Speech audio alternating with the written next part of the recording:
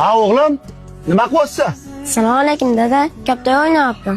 Men senga nima qilgin dedim? Ozgina koptoy o'ynayotgandim. Ol koptoying, uyga kirchi. Ha, keldingmi o'g'lim? Keldim dada. Koptoyni menga ber. Mani g'ish, bir yoq qo'lingni ko'tar. Mana mani kitob. Ikkinchi qo'lingni. Ikkilovini ko'tarib turchi. Dada, qo'lim og'rib ketdi. Yana ozgina ko'tarib tur. Dada, boshqa chidolmayapman.